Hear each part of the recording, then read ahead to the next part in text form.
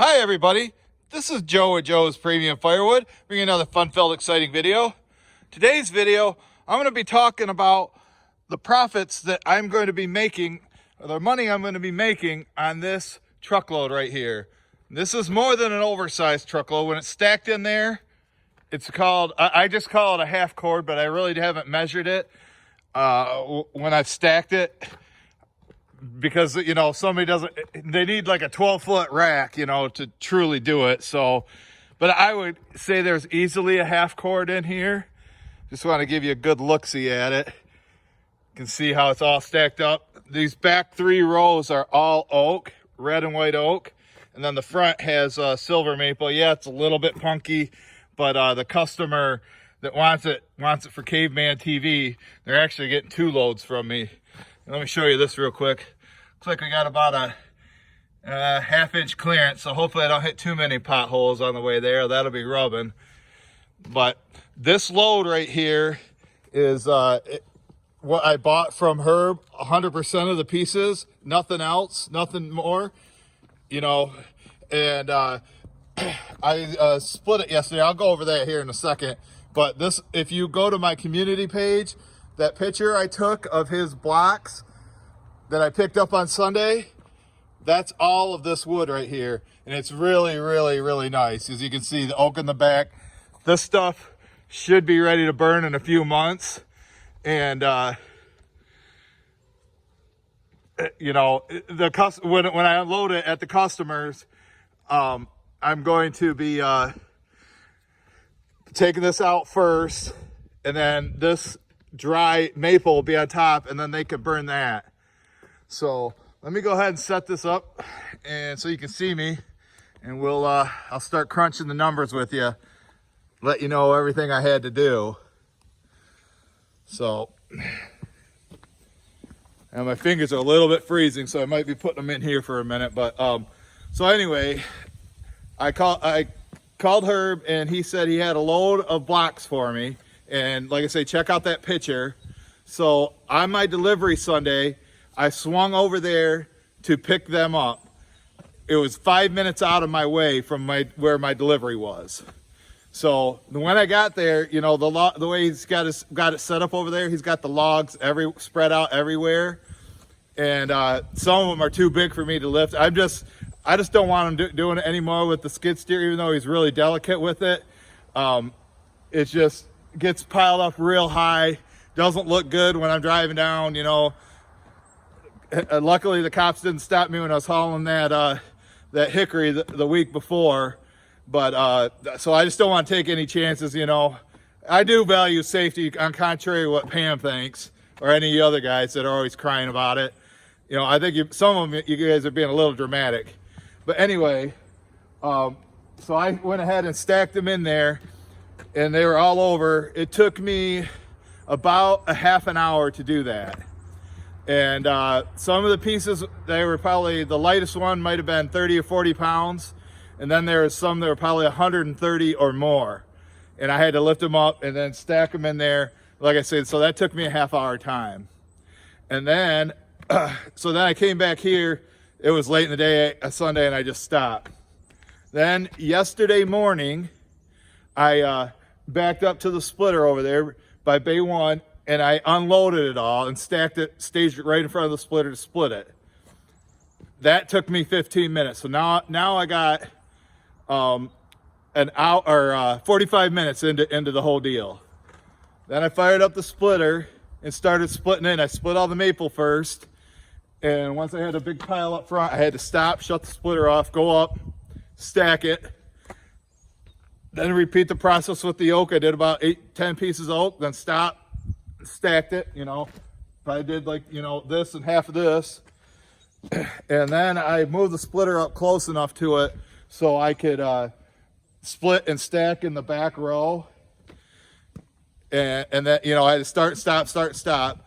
So my total labor I had into it was probably 2.5 hours to go from picking up the log, and I'm not counting drive time because I was driving right by there on the way home. You know, I might have had, you know, like I say, 5 minutes out of the way drive time to get there. Then I had 2 hours into, you know, or 2.5 or hour and 45 minutes into to splitting and stacking all this. So now I got 2.5 hours into it. I probably used a whole tank of gas on the splitter, which is probably half a gallon. So that's probably $1. What I paid Herb for the blocks was $60. So what we will be selling just the wood for to this new customer, and they're buying 2 loads, will be $200. So I got $61 into that. So I made $139, and it took me 2.5 hours. And I'm not counting the gas in the truck because I was coming by there on the way home anyway. So whatever 139 divided by 2.5, that's how much I made per hour on this load alone. Now obviously you can see that I've got the wheelbarrow strapped on. They want it wheelbarrowed to the backyard. I have no idea, how far I'm gonna have to go. I'm hoping it's all downhill.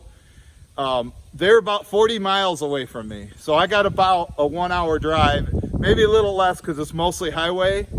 So I'm gonna have to drive for an hour, and I'm just going over what I'm gonna be making on the delivery now. But I'm charging them $60 to drive to their driveway. Then I told her it's gonna be $40 an hour for me to wheelbarrow this to their backyard and stack it under their deck. I think they have a rack, and I want to do it now while there's no snow. So I'm just assuming that it's going to take me an hour. So I'm going to get paid $100 for the delivery and the moving and the stacking of it. So, but that's going to take me probably another 3 hours, plus maybe 10 gallons of gas out of my truck to drive there and back. So this load, delivered and stacked 40 miles away, I'm getting paid $300. They ordered 2 of them. When I get back later today or first thing tomorrow morning, I will be splitting this ash into it for their second load. I told them that the first load would be all oak, but since I was kind of curious just to know how much wood I get when I pick up a load from Herb, and I paid $60 for it. This is how much wood I get, and I'm charging $200 for the wood. So I don't know if you guys can do that around the rest of the country, but that's where I'm at right now, and I believe it is real high quality, and they will like it.